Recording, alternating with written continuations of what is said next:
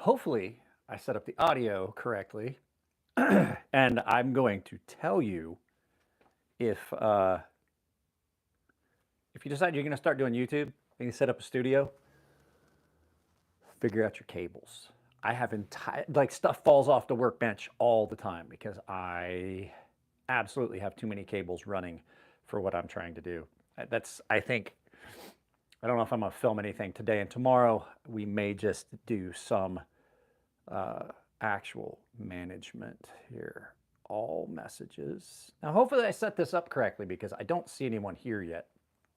Because this is a topic I wanted to, okay, there is someone here. I was afraid maybe I set this up for members only, which I need to do a members only live feed, but I keep forgetting. So we're going to talk about a couple topics. Tell me how the audio is. If I move away, does it change? I mean, it'll change slightly because of the way I'm addressing the microphone, but does it sound the same in the back part of the studio as it does the front? And you will notice the glaring omission of the green screen. I spilled something on it and had to clean the carpet and the green screen. So the green screen is still in the dryer. I haven't taken it out. So I will be doing some filming. So we're going to talk about a couple of things. One of them being recurve knives. And people have asked me a couple times, like, would you like recurves? And they're kind of a double-edged sword kind of thing. They have their pluses and their minuses, and we're going to look at some of those. And absolutely the majority of the knife community is wrong about Damascus steel. They absolutely are. I know that sounds like a dickish thing to say, that like, I know better, but I've done a lot of research into this. Even Japanese swords, people are like, oh, it's Damascus steel. It's not. There's a big difference between folded steel, forged welded steel, like you see in Alabama Damascus, which is two dissimilar metals, or even the folded steel you see in a Japanese sword. There's a big difference between that and true Damascus steel. Even the closest you can come to it with the modern powdered metallurgies are still different. They're closer, but they're different. So we're going to talk about that. If you guys are here, please drop a like. I don't know if I want to get into the topic, but whoever's here, let me know. And we're going to talk about some unique recurves as well that aren't just your typical like great big folding knife recurve. We're going to talk about recurve Tontos. I've got some really big recurved blades here that we can look at and things like that. And I'm going to explain why they're popular, the purpose they serve, and you know, what does a recurve get you? But there are some negatives with anything as far as like how you're going to be able to sharpen and do things like that on a recurve blade. They do pose some unique problems that are specific to recurved blades. And I mean, even to the point, hawkbill blades as well, which are basically just a recurve blade, like your karambits and things like that. So we're going to talk about that. Who all's here? Let me know you're here. I don't even know if, like, I don't see any comments yet. So I don't know if you guys aren't telling me whether my audio is working as I walk away to the back of the studio back here. I don't know if that's working, and I don't even know if I set the comments section up correctly. So please let me know you're here. And if this is going to be one of those ones where just no one's showing up, because I do know it's basically a Monday, I may just end this early, because I'm not gonna stand here for like 2 hours talking to you guys if I'm not getting any input. So let me know you're here. I can see there's 3 of you.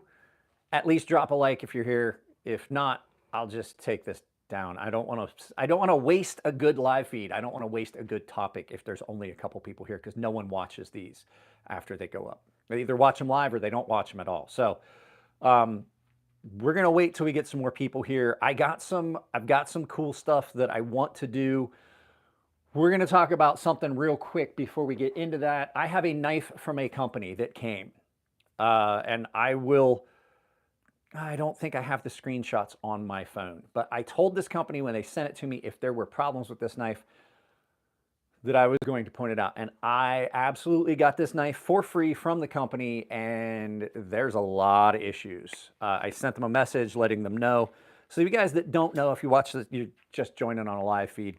When I do get knives in from companies, I give them a heads up. They're like, hey, we'd like to maybe send you this product. I'm like, if you want to send me something, like if I reach out to a company, it's because I've already seen some of their products and I know quality and stuff like that. But if a company reaches out to me and they're like, hey, we'd like to send you some stuff and so you can review it, I always send them the same disclaimer. Like if you send me a knife, I'm going to be honest about it. I will put the links in your video if that's what you're requesting. I'm saying if you send me a product and I don't think it meets the quality levels I want, then guys, please drop a comment. Let me know. I don't know if the audio is working properly. Let me know. Like it just takes a second. Yep. Or nope. I need to know if the audio is working in the back of the studio because I'm wearing my lavalier. I just got my lavalier back. So obviously the comment section is working. So this knife came and it's got a laundry list of issues with it. It could have been a really good knife.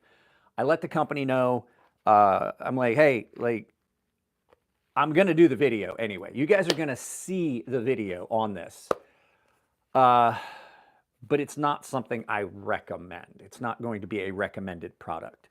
So that one, this video is going to come out sometime soon. And like I said, I apologize, laundry and everything hanging up in the back. Usually the green screen's here, but the green screen is in the dryer because I spilled something on it. We're not going to talk about what happened. It was a long weekend and I had friends over and I spilled something over my shoulder. I got all excited watching we watched a fight. We watched some old fights that you can pull up, and I hadn't seen them yet. And so I got to see that. So there's like 80 of you guys here. Like I said, we're going to talk about the purpose of a recurve. And typically, you know, there's a lot of folding knives out there now these days that have got a recurve blade on it. This is a really, really good example. This is the Microtech Amphibian. And so you can see it's got this dip down. Now a recurve blade is simply a blade that curves the opposite direction. I don't know, but apparently you need to seek other help than me. This is a knife channel. I'm not a spirit guide. So a recurve blade simply has got either the entire blade is curved and it's scooped, like hollowed out, or like this, it has an area of it like this that comes down and it kind of breaks that straight line. It comes down and then comes back up. And there's a distinct reason why these knives have that. We're going to turn this around. We're going to look at them from above here. We're going to turn this. No, this is a channel where I don't tolerate fucking stupid trolls. So fuck off forever. I'm not going to put up with trolls. We're not going to do that anymore. I'm not even going to, like, I'll give them a couple minutes to like try and realize that they're on the wrong spot. So here we go. Got that angle right there. Okay, so let me get these lights on so you guys can see a little bit better. So let's see here. My glasses on. So this knife has got a recurve blade. It's very clearly recurved. And this is a great knife. I absolutely love this knife. I have another folding knife. Recurves on folding knives are a newer thing. This is another recurve. This is the Minax by We Knife Company. This is the Amphibian by Microtech Knives. The really cool thing about a recurve is it gets you a lot of cutting power on a smaller knife. So when you have a recurve, what winds up happening is you wind up with more available sharpened edge.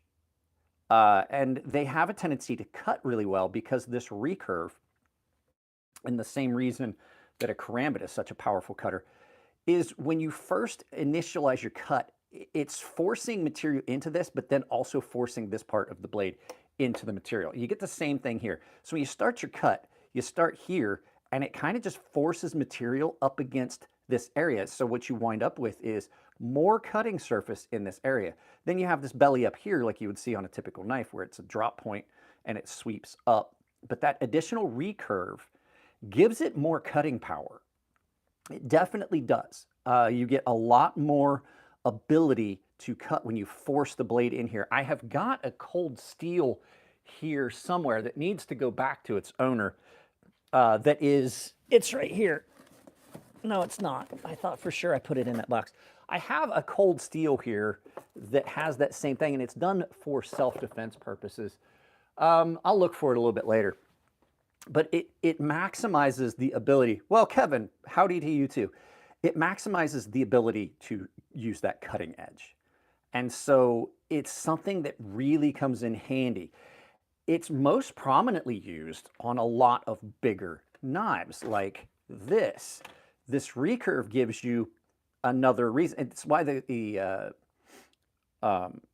kukri is such an effective chopper. You get a little bit of extra weight, and so you've got this area here that has that additional weight, and you're going to impact the blade, but then you have this area here that is closer in, and you can sweep into the cut. So it's performing two things. Now, don't ask about this knife. You will never be able to get this knife. This company's folded. I do not recommend the company. This maker, we'll talk about that in a little bit, Mark. This maker that made this for this company is incredible. The company itself is trash. I'm still trying to do a video and get the information. They've been ripping people off. The maker of this is a great maker that just happened to get sucked into a bad company. Like I said, though, the recurve was typically on bigger knives. They started showing up on some smaller knives, including some Tontos, and it gets you the same thing. Here's a really good example of another very good recurve Tonto right here, my Grimsmo Norseman. Guys, let me know, is the audio changing when I go to and from? I mean, it might change a little bit because of the way I'm leaning down and things like that, but this is a recurve Tonto. So you've got this really nice recurve area where you've got this thin area that leads up in, and so when you're cutting, it forces this down in further. So for a defensive tool and things like that, that's something that might be really good. And like I said, that's why karambits work really well. It forces a deeper cut on a smaller blade because it's forcing all that material. That's why the civilian is such a good knife for defensive purposes. So things like, yeah, it's okay. This one's another really good one. These are great if you have a lot of heavy cutting you need to do, but you don't want to carry a bigger knife. This is absolutely a just chainsaw through material. So on bigger knives, it does add to the weight distribution and things like that. I'm actually going to lower this down now that we're here and change the angle that you're looking at. There we go. That's a little bit better. So it just maximizes some stuff. Now, there's some other knives that do it and do it well. It kind of minimizes, when you have a recurve, it minimizes the effect of this sweeping up tip. The problem with a straight drop point, and I've got one here to show you, or a clip point. This is where you can do most of your cutting, like your forward cutting and cutting into material. And especially if you're like cutting line or something like that, this is going to start to slip off. And it's one of the things that that issue is one of the things that a Wharncliffe blade addresses, is you can cut with the same force all the way to the tip before it slips off. A knife like this, if you're like cutting through something and pushing in, it's going to come up and then slip off, right? You still have kind of got that issue with this knife when you reach this point, but you've got so much cutting ability here that a lot of times, by the time you make it to the point where it's going to slip off your material, you're already through it. And especially if you're like cutting line with this, you're in that deep area and it's just going to force it to pop through. I love a good recurve. There are some issues with sharpening them though, because your average stone is not going to work for this. It's going to touch here and here, and I'll actually get a stone and show you. I have some sharpening stones. Well, I got to move you just for a second and move this light just for a second. So your average sharpening stone, and we'll just use this one as an example because it's just sitting there, and it's, set it right on the blade of that knife. So the problem you have with the recurve is the sharpening. And I should have left you right where you're at because I needed to grab something else to demonstrate with. Here we go. The problem, and guys, if you're here, there's 27 of you here, but there's only 6 likes on this video.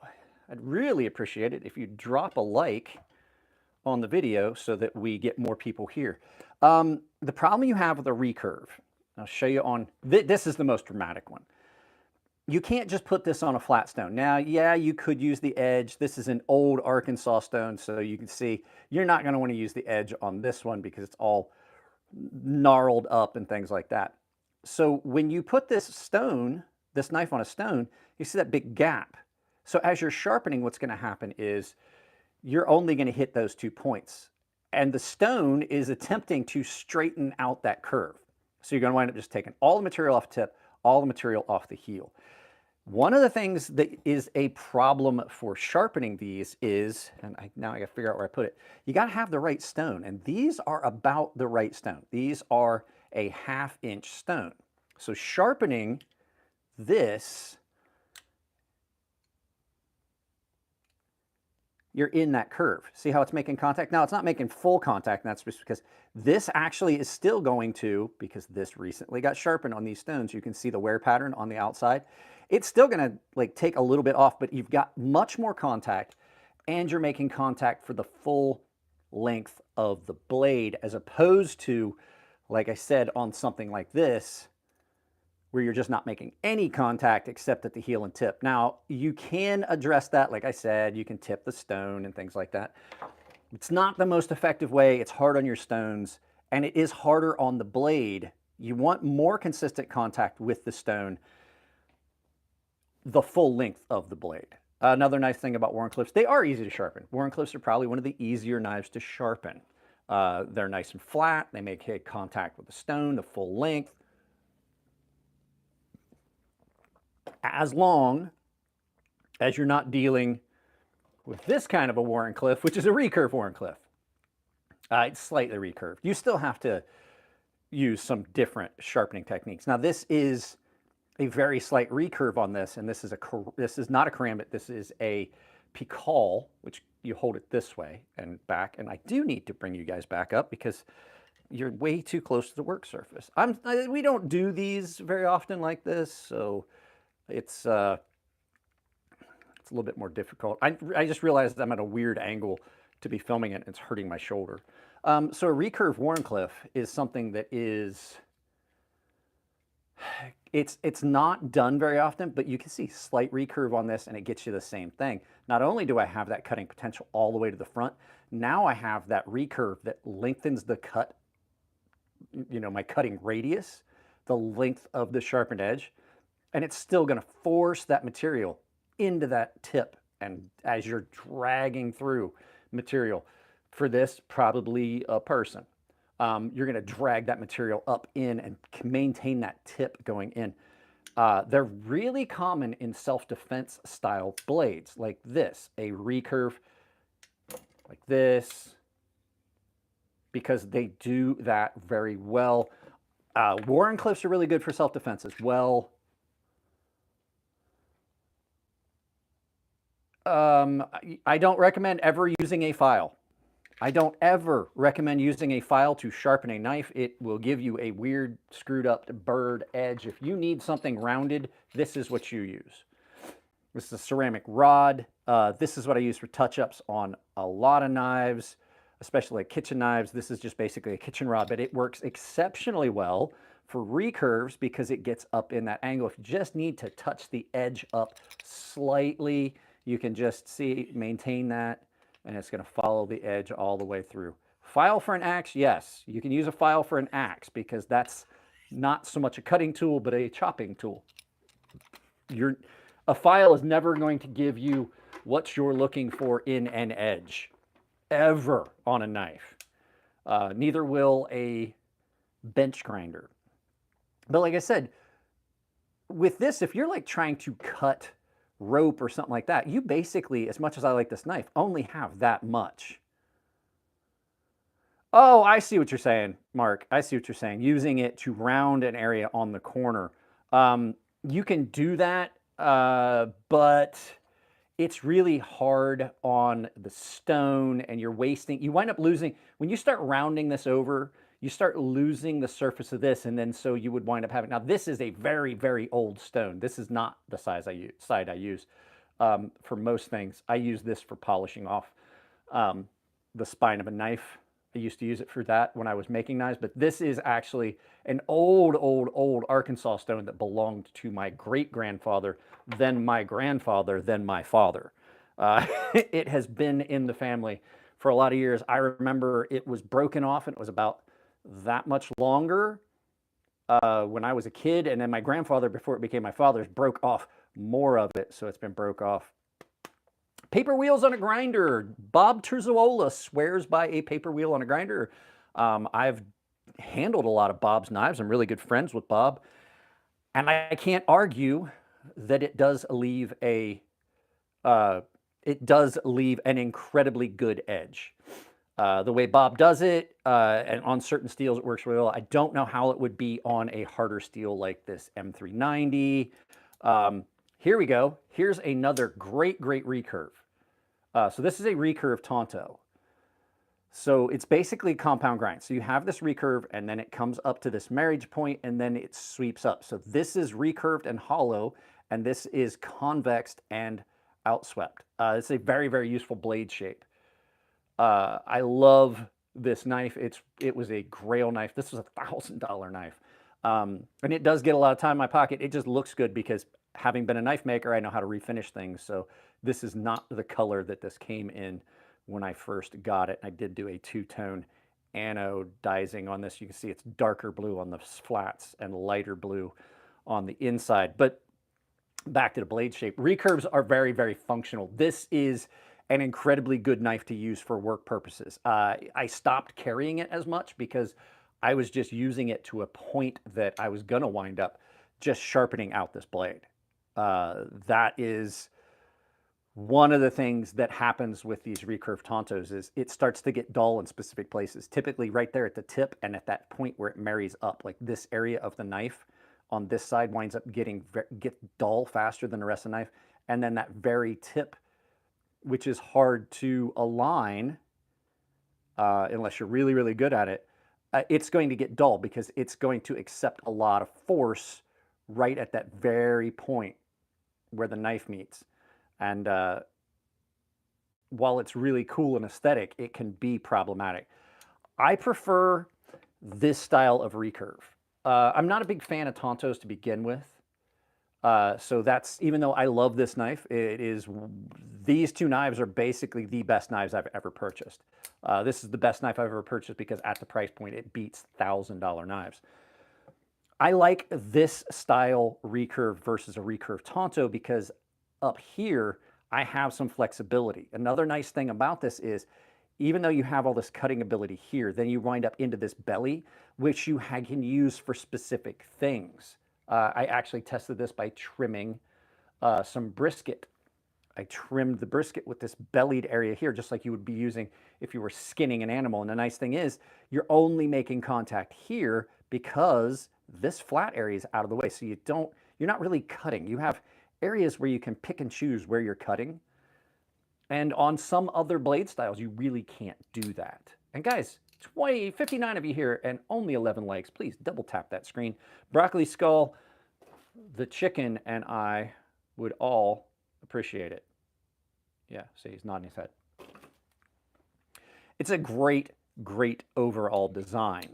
But like I said, it's not one that has been popular in folding knives for that long. Like I said, the kukris and things like that, which this is the closest example I have to that. They've done it for years because it also adds to a weight distribution that is really good for chopping. So this recurve adds some weight in this specific area, and it gives you an impact area that's not as flat. It's not as flat across, so you have an impact area that allows you to chop very well. What's the make and model of that one? My favorite. This one is the stone-washed fluted aluminum. And I'm giving you the entire description because I had someone go through, well, I need a model number. I was like, there's only like 4 different variants of this knife. So this is the straight-edged, plain edge, stone-washed, fluted aluminum amphibian by Microtech Knives. So it's a Microtech Knives amphibian. Great. Now, this is in my pocket every freaking day. Every day. Like, I can't, like, I cannot exaggerate to you how much time that knife spends in my pocket. As a matter of fact, my pajamas have pockets, and this is in my pajama pocket. The other thing too is for a larger knife, this is 9¼ inches overall. It's really nicely light. They did a very good job managing the weight on this knife, and I know you can't see it as well as I'd like you to. I can address that issue. Guys, any of the knives you've seen, you can probably check on them on Blade HQ with my link down below. If they don't have it at Blade HQ, Knives Ship Free is another spot for knives like it. You see how much material they've removed from this, and it does a great job. Addicted to knives, I use this all the time. Not to get off topic about the blade shape. I use this all the time, and I've cut with it a lot. You can see there's some areas where the blade shape here, or the blade here, has got some scratching on the stonewash where I've done cutting in this area here. People have complained about the steel on this, and they're like, "Oh, it's just it's a softer, shittier version of M390," and I disagree. This has only been sharpened twice. Once I sharpened it because I didn't like the factory edge, and the second time I sharpened it, I did it as a video to show sharpening a recurve. I sharpened it on a video, and then there was a bunch of audio issues, and I never released the video. This thing is absolutely insanely good. And once again, like, there's Blade HQ's where I got mine. There's a link down below, my affiliate link down below. Guys, that's how I support the channel, by the way. Not to step in and do an ad. I have a ton of affiliate links down below. That's what supports my channel. If you're looking for knives and things like that, go to those links down below and just take my Amazon store, the Amazon link down below, pin it to your browser, use that for all of your Amazon shopping, because I get a portion of it at checkout. That's how this channel functions. And if you do want to drop a super chat, absolutely available. You can drop a super chat. We creators really appreciate it, because basically I'm doing this live feed for free. Yeah, this thing is great. The cutting capability you get out of a knife, even with a slight recurve, is amazing. It is absolutely a game changer. And the other thing too is when you add a recurve to a knife that has this sweep to it, it aligns itself with that cut so well, and it puts the material you're cutting right in there to be forced up into that if you're sweeping this way. Now, if you're pushing through, this thing has got a very nicely thinned edge. The other thing a lot of recurves have, this is ground out thinner here, and a lot of companies do this. See how that edge thins? The area where you might do any impacting style chopping is up here, and so that blades start to thicken as it sweeps up. And once it sweeps up, you've got a little bit thicker tip. It's not a misgrind. That's done on purpose, and you can see because it is consistent from side to side. So you have a little bit more material here. So you've got this delicate cutting edge back here where you do cutting, and then up here where you might be doing anything that might chop into something, you've got a little bit more material. You can feel that transition into the thicker material as you put your fingers down the blade. Your favorite kukri was made by Himalayan Imports. 18-inch, 1.75 pounds, chops wood like a son of a biscuit eater. Kukris are great for that. I am not a person that needs that. I have got a trail hatchet that's nice and light. I have several big knives, so I want to carry a chopper. It's not something I'm big into that I film all the time, like the big chopping videos, especially with my shoulder being as bad as it is. So this recurve does not have the pronounced edge transition on this one. But this one, as you can see, I've cut quite a bit with it. This thing is amazing. I carried this on, when I worked construction, I carried this on job sites. It was great for cutting the filter fabric and stuff that you would put in around the base of, if you're putting plants in, cutting the pool filter material, just slicing right through it for biobasins and bioswells. And then, you know, the patching you would put over box drains and things like that. It is a great, great cutter. This was an incredible knife. This is a prototype from Elliott Williamson, which, by the way, people are like, are you really that good of friends with Elliott Williamson? I borrowed his truck while my wife's car is in the shop. There you go. You can see it's prototype. So this was the prototype of the Wee Knife Company Minax. So I don't have a lot of recurves, but the ones I have, I really gravitate to. This one is an exception. I'm not a fan of the karambit style knife. I find it to be a little bit more problematic. I find it to be a little bit more problematic for a self-defense knife, and that's basically all this is. If I was to pick a good karambit, I would say this is probably the best one. But a truly good recurve blade for self-defense is this. So it's done in a Pikal fashion. It's still very, very piercing, which you can run into a problem with a karambit. You can't stab, which is, I know it sounds horrible, but stabbing someone that is attacking you is a very viable self-defense technique. And as you can see with this, this doesn't stab so good. It's kind of blunted and it's a little rusty. To be honest, I have not taken good care of this knife. But in a Pikal, you've got still that very piercing tip. This one is done in a slightly recurved Wharncliffe, so you still get a very piercing tip. And then, like I said, that capability to cut and drag. Now, this is not a knife you carry for everyday use. This isn't something you're gonna like open boxes with. The blade is on it backwards if you hold it in the position where you would be able to use it, because it's meant to be held like this. So this is a very, very one-dimensional knife, but for that, it is absolutely perfect for what it is. And I have got to put this device in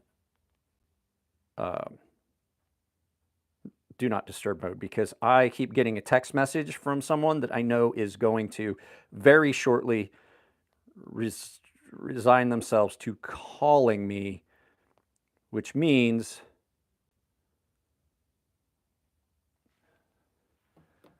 it would turn off my camera. Give me a second. I'm doing a live feed. I will call you as soon as I'm done. That'll help too. So yeah, the recurve Tontos, like this one's not as bad as some of the other ones. This is a full switchblade by Heretic Knives. This is the Medusa. This knife was a gift. And I absolutely love this. This is more along the lines of a recurve Tonto that's going to hold up, and it gives you kind of more than, like, as much as I love this, it's really good for a lot of things, but it's not good for everything. This is more of a knife that gets, pardon me, it burped. This is a knife that gets you more in a ballpark of being able to do so many more things, because it's not a heavy, really recurved. It's not a dramatic transition into that point. And then you've got this big point up here at the belly. And this is a nice, easy to control size knife. And it is absolutely incredibly gorgeous. I don't cut with it too much. You can see I've done some cutting with it. But the reason I don't is because aesthetically, I love the way this knife looks. I don't want to screw it all up. It's a kind of a rarer knife, because this one is number 626 of 1,000, I believe, and it's got a unique finish, but it's also got the original H clip, which you can see I've carried it and I dinged the crap out of that pocket clip. So this one is not one I carry. Plus, it's a switchblade, so it's not something that I really can carry everywhere. It's one of those things that, like, that poses a problem. It's not easy to hide that this is a switchblade. Like my Demco, the custom one that is the hidden switchblade, you can use it if you want to use that expensive of a knife. But yeah, this is a great design blade on this. And so I absolutely love this thing. It's just, it's not something I use very often because I can't replace it and it was a gift, but look at how cool that is. You know what this reminded me? When you remember when we were kids in elementary school, and it was that black paper that had the wax on top, and then it had colors underneath, and you would, if you scratched it, you got a little bit, and you could draw on it and then crumple it up and then wipe it, and you would have like that broken coloration there. You know what I mean? Like you would use like a sharpened wooden rod to draw on it. I remember we had those when I was a kid in school, in elementary school, when they had back when they had art class in school.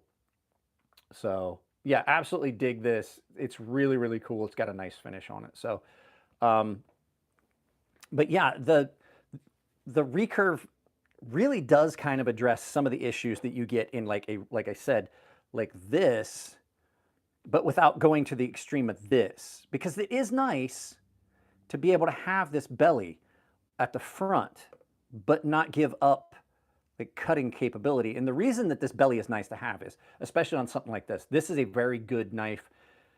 I absolutely recommend this knife if you're a hunter and you need a folding knife that you can do small game with. It's in a very good steel. It's Elmax, so it's going to hold its edge. I love Elmax steel when it's done well. It's about the best heat treat I've ever had on Elmax. But this belly, with this tip being swept back, allows you to skin an animal without risking punching into a gut like you would with something like this, or some of the other blade shapes. But you kind of get that with this. See what I'm saying? You get that same thing, but you maximize your ability to cut. The thing that this knife has as a downfall is it's very short between here and here, where you're going to do a lot of that heavy push cutting and things like that. Before you start getting into this area, we're going to lose that connection because the blade is addressing the cut at a completely different angle. You're just going to slip through. So it's kind of the best of both worlds on like this one and this one. So you get kind of the same thing going. It's kind of got, even though it's drop point, the tip is removed from the cutting surface. You've got this belly area here where you can do some things like that. So really, really good blade shape. Now, the topic we're about to talk about is really going to piss people off. It really, really is. And it is Damascus steel. Damascus steel does not truly exist anymore, except in some minor cases where they've duplicated the process. What people are referring to as Damascus steel these days is something like this. And we're going to turn it back around. We're going to look at it from above. But I wanted to give you guys a heads up that this is probably going to piss a bunch of people off, because they're going to tell me I don't know what I'm talking about. They're going to tell me like, oh, you don't know what you're talking about. And I've studied this ad nauseum. I have looked into this topic more than most people at this point. And I'm confident in saying the majority of people, when they talk about Damascus, are only talking about modern pattern welded Damascus, which is not truly Damascus. It's kind of like Band-Aids, Q-tips, and Kleenex. There's other brands, but everybody, it's so windy. Everyone refers to Q-tips as Q-tips. It's because the name has become synonymous with something. So the Damascus that we see today is truly not Damascus. Damascus was done in the Damascus region. It was a specific type of steel. So I only have one knife with Damascus steel. And so we're gonna talk about it because there's some definite misconceptions. So I'm gonna turn this around so we can talk about that specific knife. Yeah, let's see here. We'll bring this back down. So this is a knife that is done in a powdered metallurgy.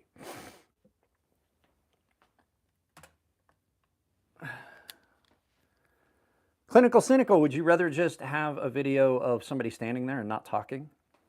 You comment dumb things a lot. How about that? How about, let me see here. How about we do this? Because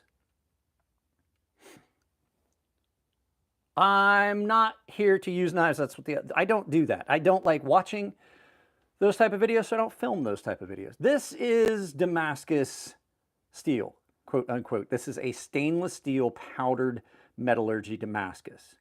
Some of the other types you're going to see are the Alabama style, which is forge welded. And guys, there are 45 of you here, only 13 likes. If you like the fact that I don't take any crap from the trolls, drop a like. And if you're a troll, drop a dislike. I don't care. An interaction's an interaction. I really don't care. People that dislike videos don't realize that there's no distinction between a like and an unlike or a dislike. Any interaction. It's like there's no bad publicity. It's kind of the same thing. So this is done in a powdered metallurgy, and we're going to talk about that in a second. But typically what you're going to see are knives that are two different types of steels. And I know you've seen it. They take the billet of steel and they put it together, and then they cut it, and then what they do is they forge weld it. So they stack these pieces, and then they get it to a critical temperature, and then they hammer it together, and it welds it. Like it mechanically welds it together with heat. The problem with that is you're doing all this folding, and you don't know for certain whether all of the forge welds have taken. And the problem you'll have is you can have areas where, and like I said, this is not forge welded, but every one of these lines in a hand hammered, forged, pattern welded is what the technical term is. Steel is that every one of these lines would be a weld. And if one of those welds is bad, you're going to have a problem. If more than one of those welds is bad, and what can happen is oxidation can form in there if you're not using the right type of flux, and it can cause breaks and deformation and bad spots in it, right? So when you're dealing with those, which this is not, like I said, we'll talk about what this actually is in a minute. When you deal with those, you're going to wind up with, you can have impurities that get in between the steel. If you don't clean it really good and things like that, if you're not at the proper temperature, and basically it doesn't technically weld, and it'll just like flake off or break off. Well, if you're up here at the edge, it can break. And if you are not doing your folds the right way, and you've got lines that are going through the blade this way, it can break. And another problem with modern Damascus, quote unquote, is that it can have, it's two dissimilar types of metal, so it won't heat treat the same. Now, this is a powdered metallurgy Damascus, which is way closer to actual Damascus than anything we've had before, like Damasteel and some of these other companies that are using powdered metallurgy. And what it does is it becomes one monolithic piece of steel. There are no welds in this. This is just basically two steels that are super, super similar. One of them has a higher carbon content, slightly higher, just enough to allow it to etch. So when you heat treat it, it's all at the same temperature, heat treat, it's all at the same hardness, which you don't get with hand-hammered, hand-forged Damascus. A lot of times, very dissimilar steels, and as you heat treat it, some of the steel is softer than the other. You don't get that in this. It's one piece of steel, it's all at the same hardness. Having been a sharpener for years, I would have Alabama Damascus blades, and you would sharpen them, and you could kind of like run your thumb down, and you could still feel where the pieces of metal came together. So the difference is very drastic between those two, but this is still super different than what actual Damascus is. And as you can see, the pattern's similar from side to side, but it's not the same, because what they do is they just do layers. There's a machine that just puts a layer down in a line, and it puts these layers down at different angles, and the nozzle distributes across this plate, and then it gets rolled together, and then when you hot roll it, it becomes one piece of steel, and then you heat treat it, it becomes hardened, and it goes all the same hardness. What true Damascus steel is a Wootz style steel. So it's a crucible steel. So all the materials are put inside a crucible, and it's heated and it's heated and it's heated, and you get this distribution of carbides throughout the steel, and you wind up with a liquid steel that then is put into a billet or a blank, and then it's forged out into the cutting implement. The thing is, the way that the Wootz steel wound up coming out, and the way true Damascus came out, there were undissolved carbides. And the reason we try to emulate this is it does look really cool. But it's duplicating the look, but not the actual steel. So the crucible style Damascus steel would just, as it cooled, as it was in a liquid form before it fully crystallized, there would be some uneven distribution of the carbides and things like that in the steel. And when you would then grind it, and over time, if it etched, they noticed that they would still see that pattern in there. And it didn't always happen, but that was what you saw, was a very distinct patterning of the carbides that were not evenly distributed throughout the liquid when it froze, because it freezes in that, and then you would hand hammer it, and you would draw it out, and you would wind up with that pattern in it from the ingots. So it was very distinctive looking, and it come out cool. And a lot of people make this, they're like, oh, well, the Japanese people did it to make the blade stronger. Technically, yes, but not exactly true. And that's why people are like, well, a Damascus steel blade is going to be better because it's folded. No, there's a lot of chances of where it just basically comes apart. It delaminates. There's a good chance for that. And Japanese bladesmiths were always cognizant of that. The reason that Japanese bladesmiths folded their blades and they wound up with this pattern in it, because you could still see the folds, what they did, well, the reason they did that was they were using very substandard steel. Yes, this is really a live video. So they were using a very, Rickert has been a paying member for 16 months, guys. You need to check out my membership. You get early access to all my videos. And I do exclusive content for those guys. I haven't done one in a while. So the Japanese people were using what's called tamahagani, which is a steel that is made from the black sands. Like, if you ever watched anybody talk about doing prospecting, and they have the black sands, the hematite and things like that that are in the sand or in the dirt that they're searching for gold. Well, that is a metallic sand, and the black sand was used to make the steel. And so they would melt it down, they'd get a bloom. And so some of the bloom would have higher carbon content than others, and they would separate it out. But it had so many impurities in it that they had to fold the steel back and forth to not only remove the impurities and even it out, because it was like a sponge, basically. They had to do that to get all, they had to get all of the gaps and the air pockets out of the steel. So they had to work it back and forth to get it into one solid piece. And then you wouldn't have even carbon distribution throughout that. So what they started doing was folding it back on itself. And it's like when you're kneading dough and you're trying to get things in and out. You're adding things. You got to mix it. You're folding it back on itself. And so you wind up with what, like a croissant. You wind up with all these layers, and then you press them together again. And over time, that distributes the carbon throughout the blade.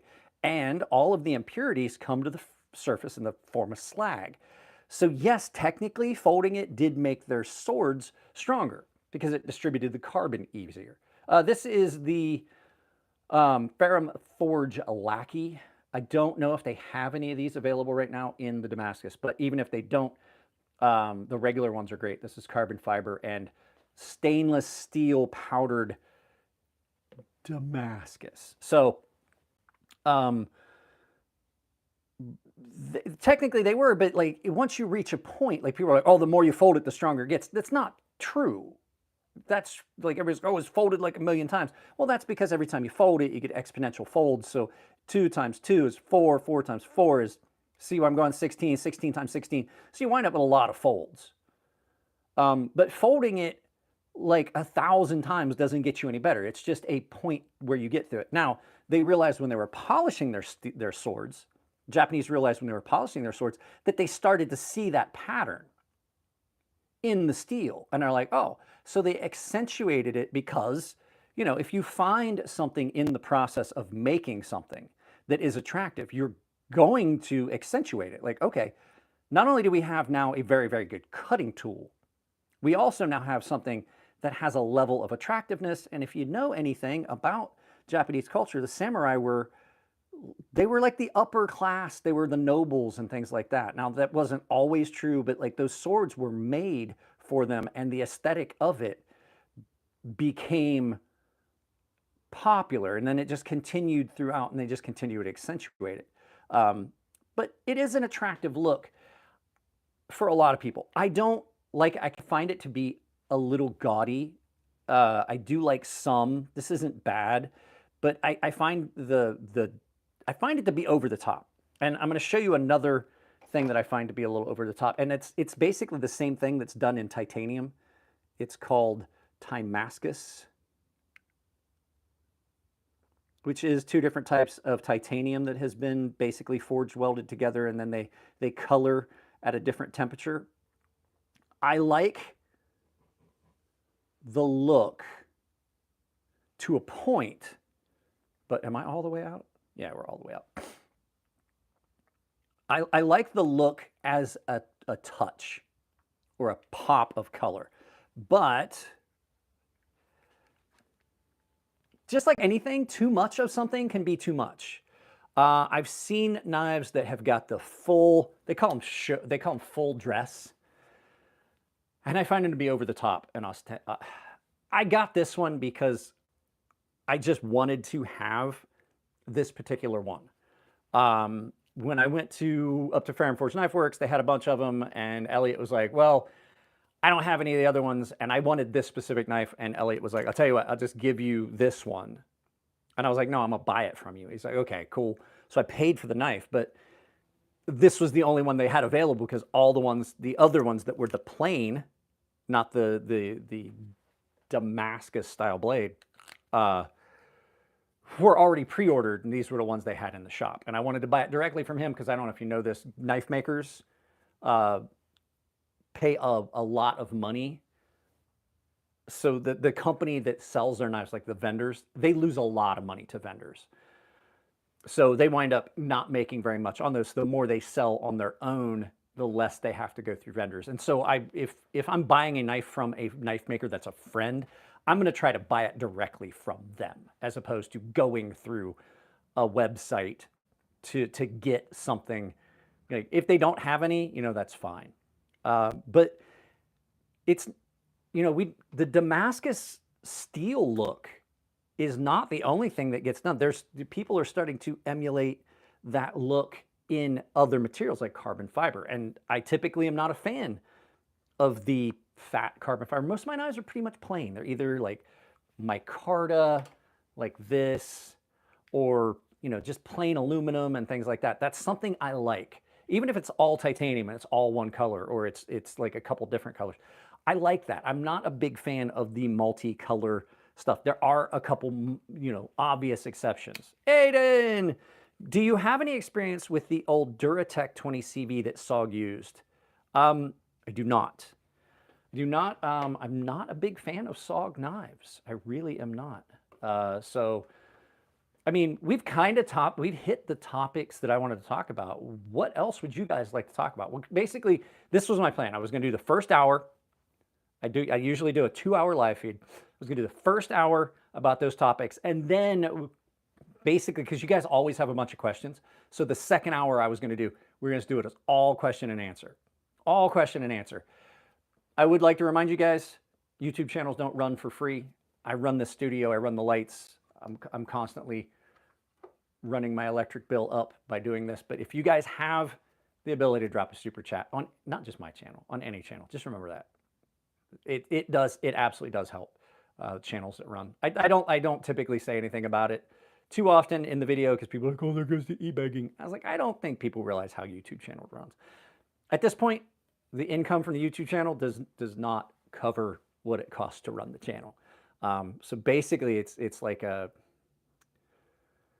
passion project. You know what I mean? Like, I'm basically doing it for free, which when I start the new job will make it a lot easier. So at any rate, what would you guys like to talk about? I did have something I wanted to talk about, which was unusual material in knives.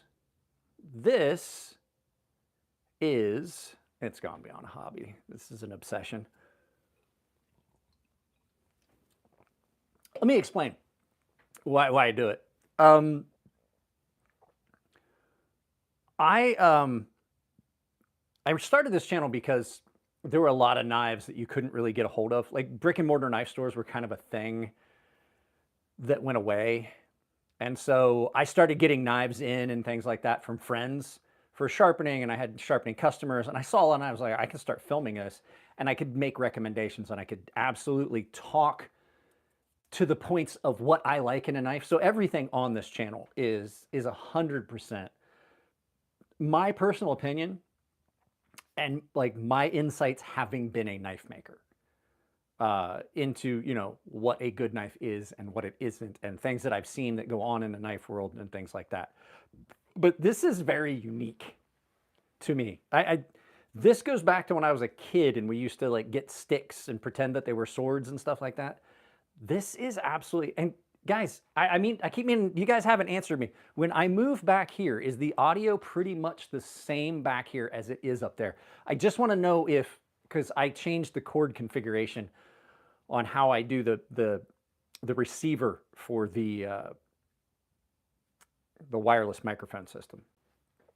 So this is not like a toy. This is actually very, very rigid, very, very sharp for stabbing purposes. Like, you could cut someone with this, even down to the edge. This is something that is unique to me, and I'm trying to find out, because someone told me that it was illegal for these to not be detectable on a metal detector. But then I got to looking into it, and it's not. It is illegal for you to try and sneak this past a metal detector. So I'm trying to get a hold of some of my friends that work in the security industry and see if they can catch this on a wand, or if there's a difference, because magnetometers, the walkthroughs are much more sensitive than the wands. Like, the wand is basically used to, like, okay, you beep, let's see if we can try to figure out what's beeping and where. I'm curious to see if this would work and go through a metal detector. So if anybody's in the San Diego area and does that kind of stuff, reach out to me. You can find me on where it says join the community. There is a public Discord down there. You can just jump into it, and then you can DM me on there, and we can hook it up so that I can figure this out. This did come with a big metal ring on it that would have set off the metal detector. But I don't know. A lot of companies, what they'll do is they'll put a little piece of metal in the handle area and things like that. So, guys, question and answer. Question and answer. I said we would do that for the last hour. So send it to me. I'll take it to the pub. No, they're like $6. You buy one and take it to the pub and tell me. You send me. You never sent me the DM, by the way, Rickert. You never sent me the DM. You know how I know I'm old? Because I have to have get a titanium ring for it. Here's something that most of you guys don't realize. Titanium still will show up on magnetometers, because it does still disrupt the magnetic lines of flux. So, question and answer session. What questions and answers do you have? I'm supposed to talk with Outdoors 55 today. Well, we were. I think we're doing it tomorrow now, about I just put my readers on. I'm old enough that I have multiple pairs throughout the house. I don't know how I wound up with two pairs on the work. I did know the other day that the ones that are supposed to be in the kitchen inside the house wound up on my head, and the ones that are out here in the workshop were on my and I was like, what the? How many pairs of reading glasses do you think you need? That's in case I really need to read. In case I really, really need to read it. Any OEM fixed blades coming for me? Not currently. I have a design that I really want to get out, Addicted to Knives. Collab coming soon with Alex. I don't know. We're going to talk about it and see. He wanted to pick my brain about some stuff, so I don't know exactly what that is. Any OEM projects coming for me? I have an OEM folding knife that should be coming soon. Guys, it's only 51 degrees out here in the studio. My nose is running because it's cold out here. It actually got colder after the sun came up. I was out here this morning. I was like, "Ooh, it's chilly." It's currently 51 degrees out here. It was 55 when I first came out this morning, but it was only 39 degrees. It was 39 degrees here this morning. And I mean, like, I'm not gonna lie, I spent enough time in the Middle East and in the tropics of Japan and all of that around the equator, that, like, I don't like the cold anymore. And it absolutely is, it's been cold here. When we have these Santa Anas, so I know you guys have probably seen all the fires and stuff. We've had a couple fires here in the San Diego area. When you have this, the humidity drops and there is no cloud cover, and it does get cold. It gets cold at night. When I woke up at 3 this morning, I woke up at like 3 o'clock this morning. It was 37 degrees here at my house. I'm really close to the ocean. the Santa Ana winds blow all the moisture out, and there is no cloud cover, and it's just cold at night. So it's still only 40. No, I'm sorry, it's 51 degrees outside. So it's the same temperature outside. But when the sun came up, it did not warm up this. Yeah, addicted to knives. It was 9 degrees in Kansas. Well, I'm sorry. I'm not coming to Kansas. There's a reason. My mother was like, "You never come home." I was like, "Because it's cold. You don't come home for." I came home for one Christmas. I am 50 years old. I joined the military when I was 17. I came home for one Christmas in all those years. I came home after Christmas one time in January. My wife and I went home just right after New Year's for a month. It was cold, but I don't dig the cold. I don't go home to Ohio. It was like 6 or 7 degrees yesterday when I talked to my sister. I'm like, nope, no. It's 28 degrees here today. Plenipote, where are you at? I mean, here in San Diego, it typically doesn't get like this. Like it gets in the 40s at night, but it's until 9, it was still like below El Paso, Texas. Yeah, it gets cold. And people always think that Texas is so hot. And they're like, Texas is hot. It snows in Texas. I've been to Texas a bunch of times when it was cold. And people are like, oh, it doesn't get that cold in Texas. Yes, it does. It can get as cold as blue hell in Texas sometimes. I will tell you, I would take what we had this morning, which was very low humidity and a lower temperature, than a couple weeks ago before all the fires and stuff started. We had several nights where it was like 45, 50 degrees, but it was like 85% humidity, and that's that bone. It just soaks into you. And I would take the dog for a long walk at night, and it would be that humid and that cold, and I would like absolutely come back and like my clothes were wet, and I'm like, this is miserable. So I wanted to show you guys something. Check this out. So my daughter came back. She has a very wealthy friend, and they had her birthday at the Waldorf Astoria in Beverly Hills. And my daughter came home with a pair of very nice, very warm Waldorf Astoria slippers. And so I thought that I'm going to do, because I am going to do it, we're going to do a crazy sharp, like after dark with crazy sharp, and it's going to be one of those live feeds where I just don't hold back and I'll curse and swear. We're going to do one. I'm going to try and figure out how I'm going to set up the studio for it, and I'm going to do it this way.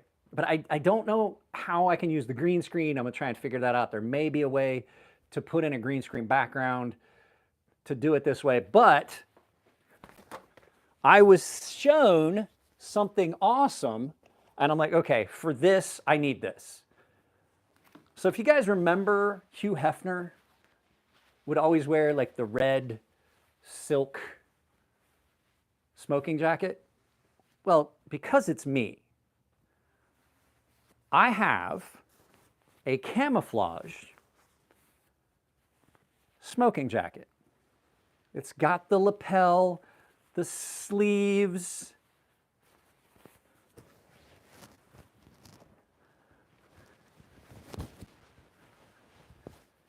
and I have a camouflage smoking jacket. Ladies and gentlemen, we're going to do, it's warm too, because it's the same material as a poncho liner. So if any of you guys are in the military, yes, this is a Whoopee smoking jacket.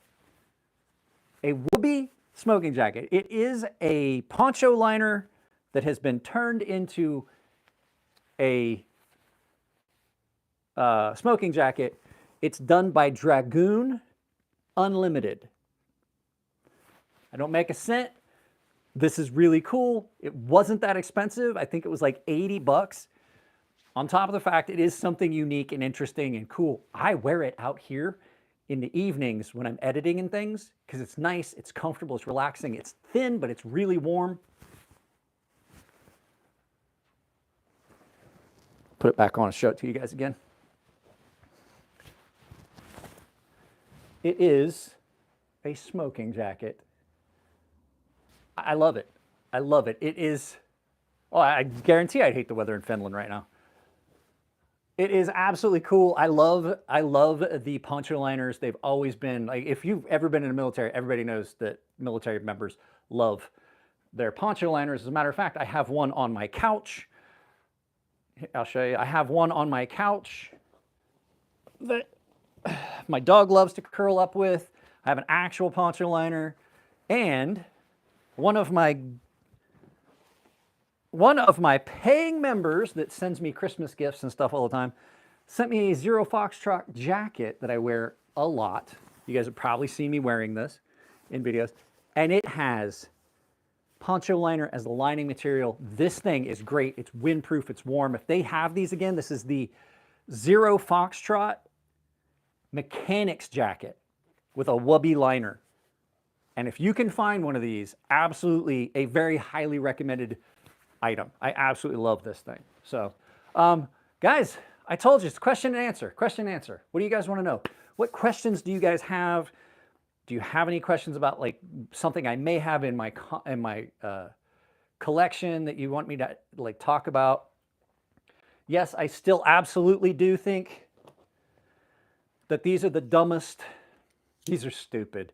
Guys, these are so stupid. Grant and Gavin Hawk have a $550 utility knife. And people are like, oh, no, you don't know. It's great. I'm like, it's still a utility knife. When do you get your coffee? You have to order it. They won't ship overseas. They don't ship overseas. I do believe the owner of the company has come out and said that they are doing Amazon orders now. You may want to check. You might be able to order it through Amazon. What, are you okay or what? You sound like you're choking to death. I'm probably going to screw up the audio when I do this. Tell me if the audio changes. It shouldn't, because the way I've got everything set up. This is the production assistant. And he currently, my wife made him a blanket, or not a blanket, but she made him a bed, and he wears these. He has red ones and he has black ones, right? He has red ones and he has a red and black one and a white and black one. He has a bunch of these that she made from the same material. You change them out every few days because he sheds so much. She made these, but she also made this so when he's wearing this one, she flips this so that it matches his outfit. I love my wife. She is gloriously weird. I've been married since 2001.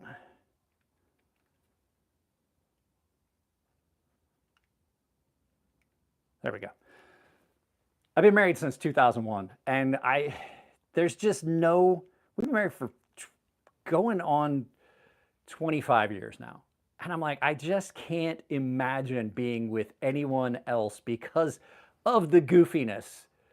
You just saw it. She made him, and the reason that she made that is because I bought 3 by accident. These hang up. This is in the studio. I bought 3 of these. There's one that stays out here in the studio that I use for filming, and there's 2 more upstairs in my closet. I bought 3 of these by accident. They were supposed to be different colors. There was supposed to be a blue and black one. There was supposed to be a red and black one, and a white and black one, like what he has. And I only got 3 of these. Now, I did buy a blue and white one. She made them so that me and the dog would match. Like, who? September 11th actually interrupted our plans for marriage. We were supposed to get married we were supposed to get married before September 11th. We were supposed to get married the week after September 11th. September 11th happened. I was in the military. I was on duty. I watched the planes hit. I watched the planes hit while I was at work. We wound up on Delta. The entire base got shut down. She and I were in the process of getting married. She couldn't drive on base, so I couldn't get the car to her. She was stuck. We only had 1 car. She couldn't get the car because my car was locked on the base. In Japan, that's not that big a deal. A lot of public transit and things like that. But we were supposed to get married and we had to push it off. We didn't get married until November 28th. More than a month later, it pushed all of our plans because there's stuff like all the paperwork, none of it was getting done, things like that. So she was watching it from home, from our house. And she's like, what's going on? Did you see the news? And I was like, yeah, we already saw. I was like, I'm going to be here for a while. And I wound up being on duty for like a total of 72 hours. Yes, Japanese people absolutely do have the weirdest. If you've ever watched like Japanese TV, like their game shows and stuff, like the challenges and things that they do, it's not from the radiation of the bomb, you fucking retard. Hey, guess what? Stupid comments get you put in timeout. I'm not gonna put up with stupid fucking trolls.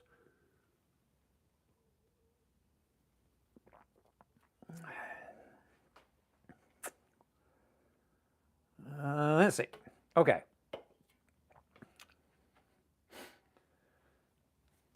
Oh my goodness.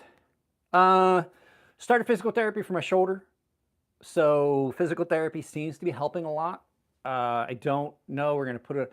I had a really rough night last night. It did not feel good. It hurt all night. I slept very poorly, which is why I was up at 3 o'clock. I've been up and out here and goofing off and doing things since like 3 o'clock in the morning. So I had this in my head that this was what I was going to do. And so it's been cold out here. I would run a space heater out here in the studio, but it just uses so much electricity. And like I said, most of us run our live feeds for free. So I'm going to let you guys know you should probably go over to Alex Steingraber's website and check out and see if these are available yet. The only way you're going to find out is you have got to, I'm going to tell you this right now. Poor Alex has, I don't know how he's able to do this. Like, it would drive me nuts. The website he uses for his, or the spot that he uses for his website won't let him sell knives. So basically, he can talk about the products all he wants, but he can't sell them on his website. I was like, bro, you need to find something better. Like, start your own website. But basically, the company that he hosts it through are like, oh, you can't sell, that's a weapon. You can't use our services if you're selling them. And I think it uses Etsy or something like that. And so he is 20CB my favorite steel? It's up there. We'll talk about that in a second, but I want to do this first. Go to Steingraber Performance Knives and get on his mailing list. And so that way you get messages when these knives come available. I don't get to talk to Alex as often as I should. I should absolutely get a hold of him this week and find out so I can let you guys know. But the Lamia, there was going to be another run of them coming. This one is the crew wear. I know he did some in LMAX. This thing is probably, you want to talk about a performance cutter. This is the best cutting American-made knife out there. Like, it is. They're a little bit more expensive than some of the other knives, but that's because it's a one-man show. He's doing the whole thing. So Steingraber Performance Knives. Is 20CV still my favorite steel? It never was like my favorite steel. It's an incredibly good steel. I like the things you get from 20CV. I liked what I was doing when I was making knives in 20CV. I have to say that in the big scope of things, 20CV is an incredible steel.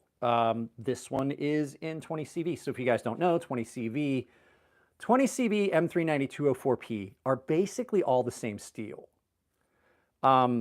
So it gets you a lot. You've got some really good rust resistance. You've got really good edge retention. You've got a good carbide distribution and like high, heavy carbide load. So you've got a really good cutting edge. It can be heat treated to incredible.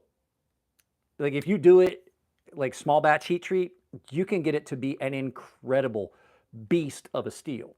So it's going to have wear resistance. It's going to have toughness. It's going to have edge retention. You lose a little bit, like I've said before, you lose a little bit when you go higher in the register on the HRC, and then you get less rust resistance, but you give up very little. With 20CV is just an incredible steel. I absolutely have to say that a steel I hadn't really had before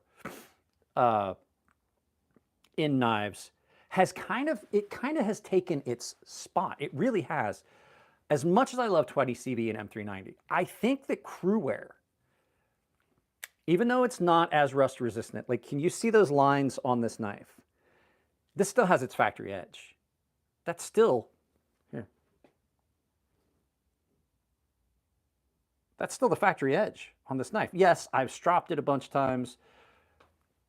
It's absolutely incredible. And the fact is, I'm like, people are like, oh, factory edge. And people always talk about factory edge because they don't want to have to sharpen. I don't mind sharpening. I love sharpening. Sharpening is what built this channel. It's one of my favorite things to do. I have some problems with it because of this shoulder injury and the nerve damage in my shoulder, and I don't offer it as a service anymore. But like I said, see all that scratching and things on that? This knife gets used all the time. That's still the factory edge. If you get, and this is also, where'd it go? Where'd it go? I literally just had it. This is also in Crewware. And I have not had to sharpen this since I did the video where I took the edge off of it and cut cardboard with no edge because it shows the behind the edge geometry. I think Crewware has taken the spot as my favorite steel. And the other thing too, it's really versatile. It's really versatile. It holds an incredible edge. It's not horribly rust prone. It is a little bit more rust prone than some of the other super steel stainless steels. It's just a really good steel. And then I have to say that still, when you look at it in the big scope of things, and I'm trying to find it, 14C28N. That's, where's my, I know for sure I have a knife in 14C28N. I guarantee I have one. I just don't have one within reach. 14C28N. Those are right up there because everybody's like, oh, that's a budget steel. That's a budget steel. You can say that all you want, but 14C28N is Crewware. No, it's not. You can, here's the other thing. Crewware, you can sharpen pretty much anything. I've gotten to where I have those diamond plates, and I don't like diamond plates. I have a vitrified diamond. I have a vitrified diamond stone. There's a 400 grit. And then I typically will finish most knives these days for my own use. I'm finishing on this 1000 grit ceramic. If I need to take it up further, I've got the 5000 grit ceramic and an 8000. These are just stacked on top of each other. So I want to take an edge further up. I'm using these. 14C28N is an incredible steel that is going to get you pretty much what you want out of almost anything. It's easy to maintain. It's easy to sharpen. It's easy to hone. It holds a really good edge, and it has some crazy carbides in it that are really, they're really a what do you want to call it? An irregular shaped carbide. It's not that they're so big. They're just irregular shaped.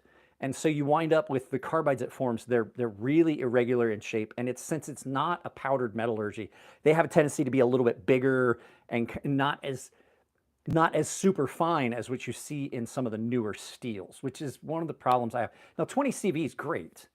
20 CV, you get some of those properties. This is absolutely a great steel for this knife. 14C28N. It is another great option. This is 20 CV. 20CV still has some of those larger carbides and a larger carbide load in the steel. And so it still does really well. A lot of my problems with some of the more, and I don't want to keep harping about it, a lot of people are like, you just don't like MagnaCut. It's not that I don't like MagnaCut. I just don't like MagnaCut for most of my uses. You know what I mean? MagnaCut is not, here's a knife. Here's one in 14C20. I knew I had one in 14C20. This is 14C28N. MagnaCut just winds up being super fine in the grain structure, which that's great for a lot of things, which means they're more evenly distributed and you got a more consistent steel. But with them being super fine like that, they lose, like we said, with certain things. With 20 CV, when you harden it, you get a harder steel that's more robust. It's just a better all around. But then you lose some of the rust resistance. You do the same thing when you, with the way that the steel is manufactured. So the finer that grain structure is, yes, the more consistent the steel is, the less chance it is prone to breaking. It's more constituent items are in there and they're more evenly distributed. But you give up something, which is the aggressiveness of the edge. So S35VN is the same way. Here we go, S35VN. S35VN is the same way. When you sharpen it up to a really fine grit, it doesn't bite, which I'm okay with. This has got about a 600 grit edge on it. This is a really good edge on the steel. I just personally like the edges on my knives to be of a finer grit, but still have the aggressiveness, because your edge doesn't suffer from the effects of the friction of the material you're cutting through, with it being, you see what I'm saying? So MagnaCut is great. And I don't mind MagnaCut at, this one's in MagnaCut right here. I don't mind MagnaCut for certain things. And for MagnaCut, I wouldn't go above probably 600 or 800 grit, maybe 1,000. And I'm sure it'll do well. A lot of my knives these days are sharpened closer to 1,000 grit. So for me, it's not going to be that big a deal. But I do like to be able to have that 5,000 and 8,000 grit edge and still have the aggressiveness. So that is a very fine edge on this. This is, I think this edge right here is about an 8,000 grit edge. And it's still aggressive. It still cuts the way I want. It still bites. It still, oh, hey. What the? There we go. Like, why is it going right back? You can't do that with MagnaCut, because then you lose the ability to cut. I mean, is it still sharp? Yeah, it's going to cut. It's going to cut most things, but if you're trying to cut something like line, it's going to feel slick. And that's always been my problem, having been in the military, especially I was in the Navy. We use line all the time. If you got to cut line, you don't want something that's going to slip off. If you're cutting wood, like depending on which, the things you're doing, MagnaCut would be great for woodworking tools. Having a father-in-law that is a master carpenter in Japan, when he would sharpen his planer blades, his plane blades for his hand planes, super mirror polish, because that leaves a much cleaner surface that you don't have to do any sanding with. The coarser your edge, the more streaks and the coarser the finish is going to be on the thing that you're cutting. So, it'd be great for chisels, and like if you're a woodworker, MagnaCut would be the way to go. It's going to maintain its edge. It's going to get super, super sharp, take a super fine edge. You don't have to worry about it's not necessarily tear out, but when you're sharpening and a carbide does come out during the sharpening, you're gonna have areas. Those finer carbides are going to work much better for like chisels, guitar makers, the little super fine chisels that they have to use, and little super fine hand. MagnaCut would be great for that. Super good finish. Not so much you have to do after the finishing process, after the cutting process. So, I mean, I like a lot of steels that other people think are trash. I love N690. This knife's an N690, and it's an incredibly good steel. It holds a really good edge, and it gets super, super sharp.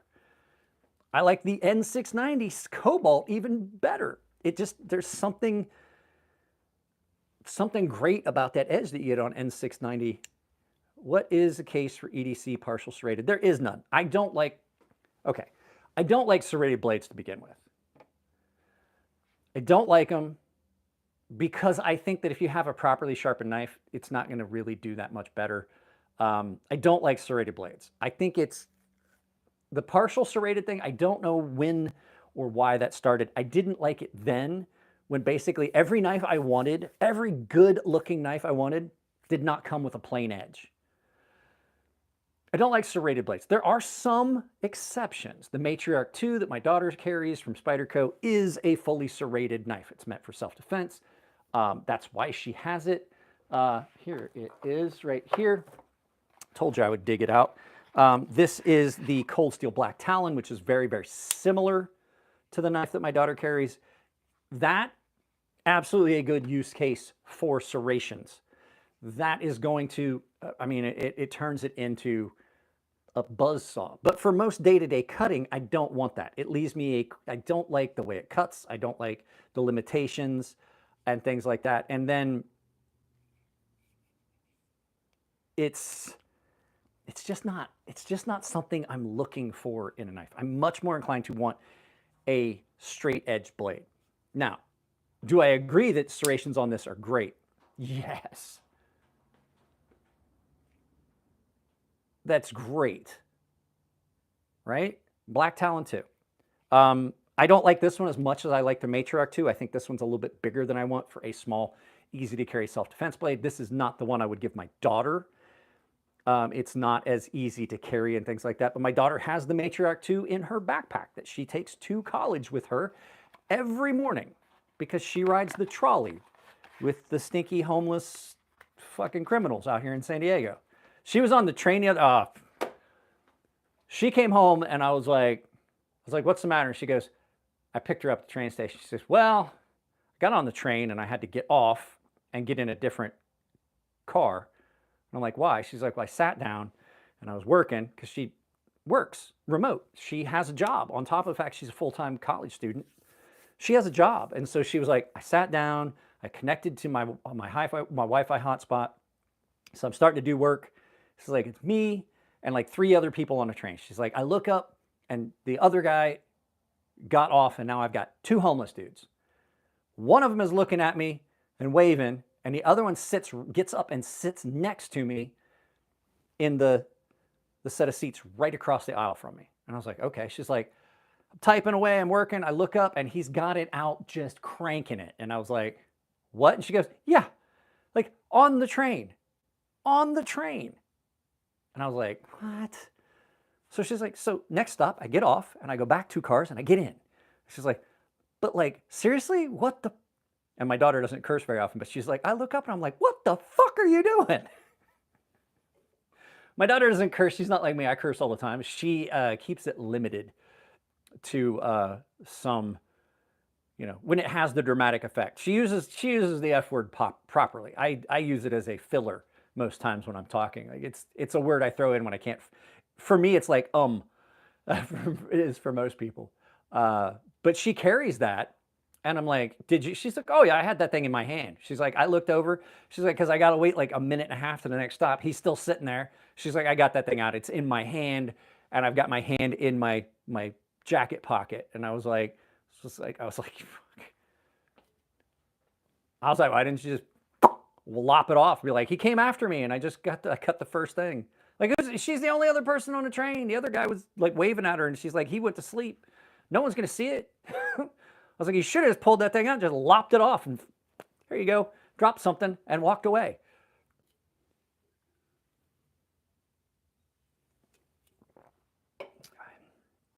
That's the only, that's my only concern. But I can't drive. It's 30 miles from here to the campus. I can't drive her there and back every morning, especially not.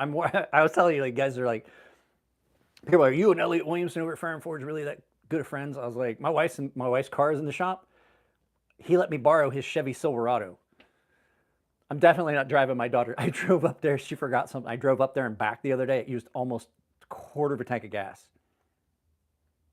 Gas ain't cheap. Hopefully it's going to get that way soon. That's not a political comment. It's just a statement of hope that gas may change. This is another blade that's really good for self-defense. It really is, because like that blade shape is really good. Question and answer. Come on, guys. I can't just stand here. I'll end it if you guys aren't going to ask. I said I was going to do the last hour as question and answer, and we're 20 minutes into it, and I really haven't had that many questions. I'll tell you another steel that I love. Somebody said something about it. Proper heat-treated D2 is my secret love. Good heat treat on D2 is great. D2 can be an incredibly good steel. This is the Rosecraft Blades sheep's foot Barlow in D2, and it's I've sharpened it once, but it's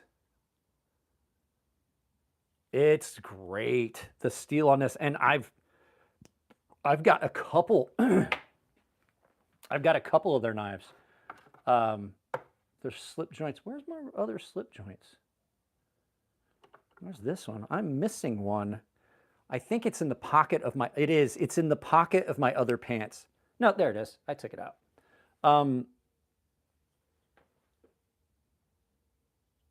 Yeah, I've heard of a Yakult knife, but I have not seen the knife fight video. I haven't seen it. Somebody sent it to me. I haven't watched it yet. I'm like, a lot of times I just don't have time to watch things I want. This is another great little slip joint. This is, guys, 10% off Rosecraft blades if you use Crazy Sharp, all one word as a coupon. Great, great little slip joint. But I think the best one, and there's a reason that this won the award it did at Blade Show. This is the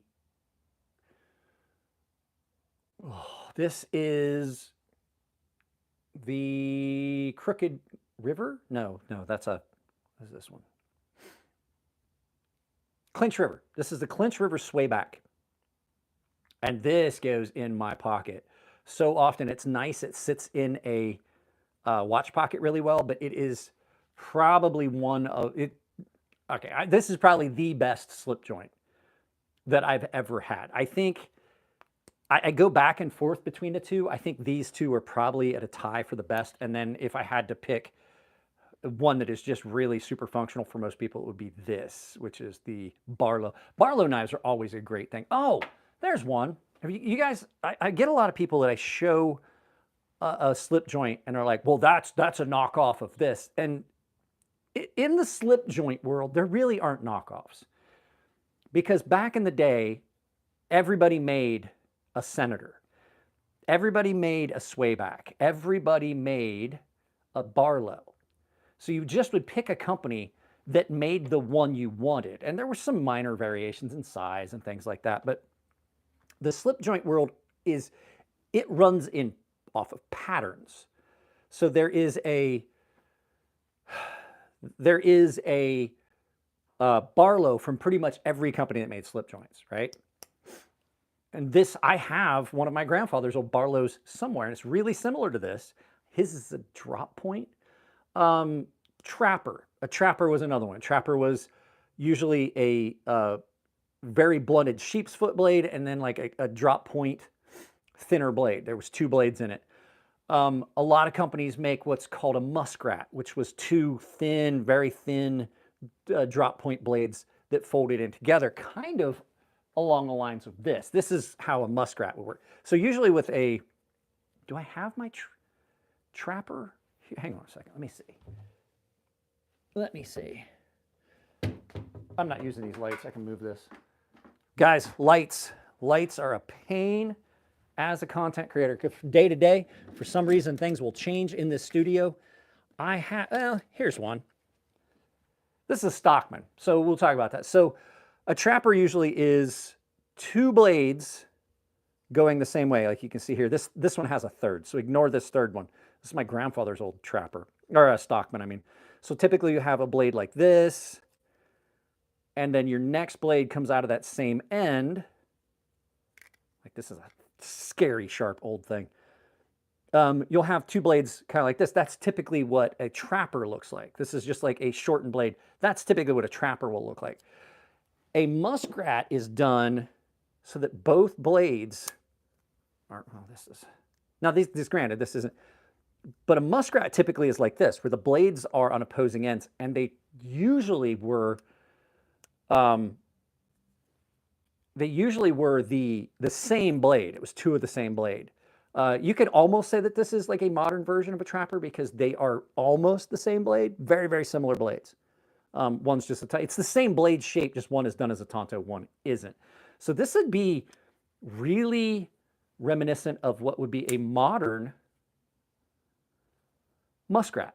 Now, my dad had a muskrat with yellow handles. It was they called it a muskrat trapper.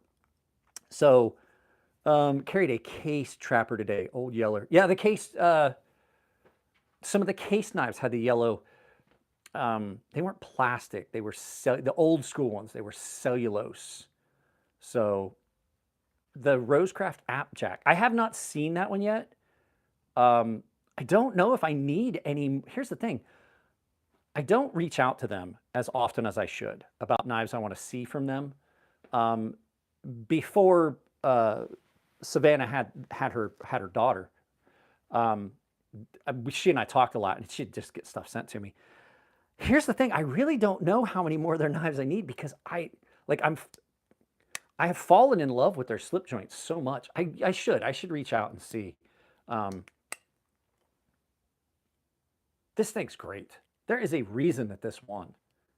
This knife was Import Knife of the Year at Blade Show 2022, I believe. These don't fall in my pocket. The nice thing about all of these that I showed you is they sit in a watch pocket really, really well. As a matter of fact, that's going in my watch pocket. The only problem I have with them is I forget that they're in my watch pocket, and then I'll take my pants off, and my wife finds them in the laundry, and she's like, "Are you trying to ruin this?" I'm like, I'm pretty sure it would survive, but thanks. I don't ever have them fall out of my pocket. I typically will carry, if I'm carrying a slip joint, it's going to go in my watch pocket. Even though this is a little bit bigger of a slip joint, it sits in a watch pocket really, really well. For those of you that don't know, fifth pocket, it's your watch pocket. I'm old enough to remember pocket watches. As a matter of fact, I have a pocket watch. And that's what that pocket on your jeans was for. It's me. Hey, you. Absolutely, this thing just is so good. Like, so good. There's something about a traditional knife.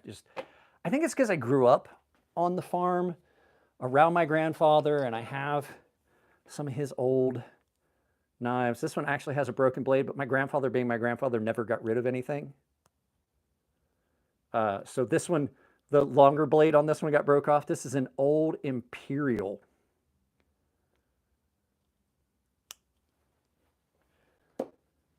This one is his old, I don't even know if this has a company name on it. Is this the one? Yes, this is the Saber from Japan. My grandfather bought this, and he found out it was made in Japan, and he was like, well, oh well. That's a really, really good knife. Yeah, there's only 28 people. I thought we would have more. I thought there would be more. There was more earlier. This thing is old. My grandfather had this for years when I was a kid. He's looking at it one day. He's like, what's that say? And we were looking at it, and I was like, it says Saber, Japan. He was like, he'd carried this for years. Didn't even realize it was a Japanese-made knife. Slip joints are great because a good slip joint. Here's an Imperial that my grandfather got for me. Little Imperial penknife my grandfather got for me. Imperial used to be a decent brand. I got this when I was a kid. He got this for me at the hardware store that we used to go to when I was a kid.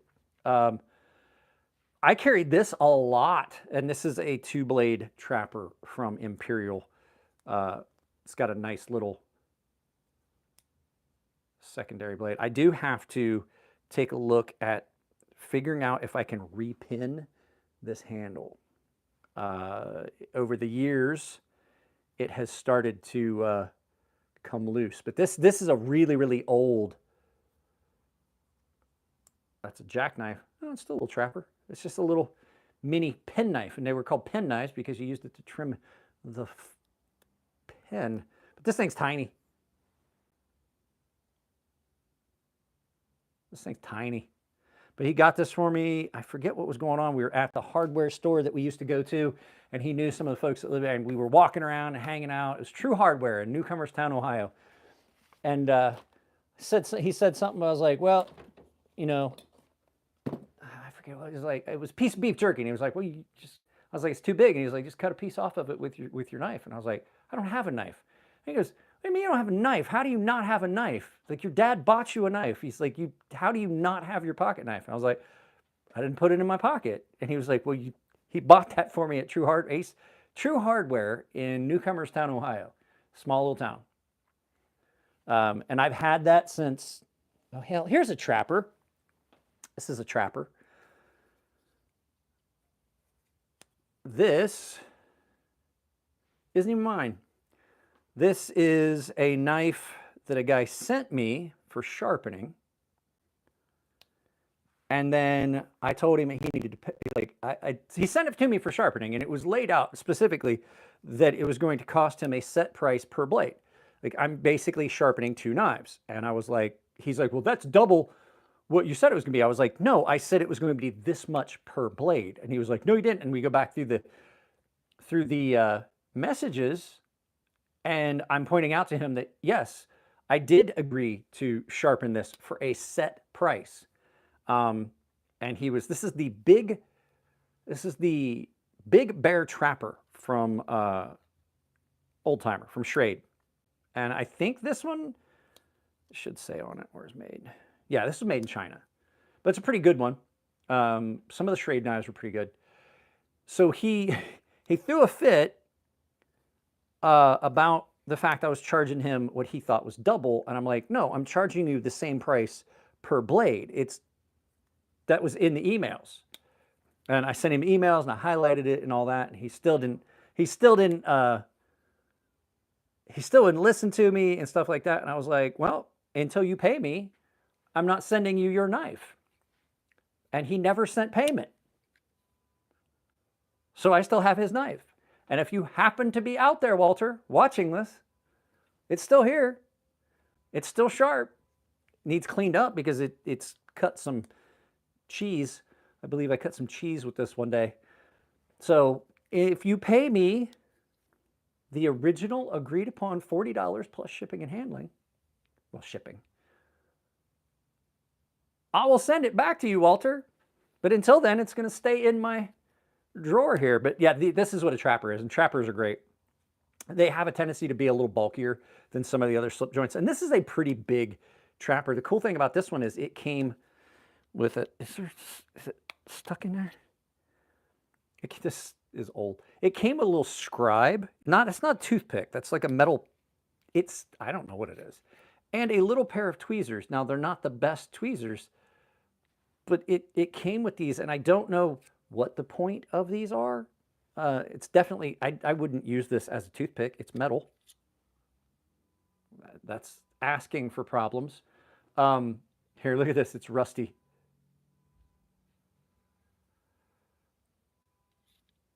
Yeah, it was $20 to sharpen a knife. And if your knife had 2 blades, it was $20 times 2. That's why daggers are more expensive, because it's like sharpening 2 knives. And he was like, he never got back to me. He never wanted his knife. And so I've just had Walter's Big Bear Trapper since, well, this was before the kid was born. So this would have been before October of 2007. And I'm like, it's still here. It's still available for you, Walter. Here's the thing, it's not that expensive. What's your take on G10 versus aluminum handles? I will take aluminum over G10. This thing is ridiculous. I will take aluminum over G10 for a reason. I do like G10. Well, okay, let me rephrase that. It depends on the company. I love the aluminum from certain companies. Like this, the way that Microtech does their aluminum, it's always done well. It's incredible. G10 on handles, G10 on handles can be good. I have several knives with G10 handles. This is G10. G10 is pretty good. I will always take micarta over G10 with a couple minor exceptions. These two are in G10. I went with these over the micarta because I don't like super polished micarta all that much. This is aggressively textured G10 on this monster. This is aggressively textured. It's really grippy. It's not going to slip out of my hand. That is starting to break in nicely. We'll keep this one out for it. So G10 can be really comfortable. I polished, I under the pocket clip because it was tearing up pockets. If G10's done well, it's pretty good. I typically will take micarta over G10, and I have the same thing. I don't mind G10 if it's textured. I don't like polished micarta so much. So micarta is a different animal entirely because it's natural fibers. So what G10 is, it's fiberglass that is laminated together with epoxy, and it does not have the same natural fibers in it that you get with micarta. And what happens if you leave micarta like this, which is really coarse, when it gets wet, you can see it darken up. It absorbs that, and then those natural fibers swell up, and it gets a little bit grippy. So just got there from Scab's live. Oh, cool. I didn't know Scab was live. Sorry. Sorry, Scott. What happens with micarta is when it gets, if your hands are wet, it's already kind of grippy, and it gets more grippy because those natural fibers swell up. You don't get that in G10. Now, I will say you can polish micarta to a point where it still does it to a point. This is micarta.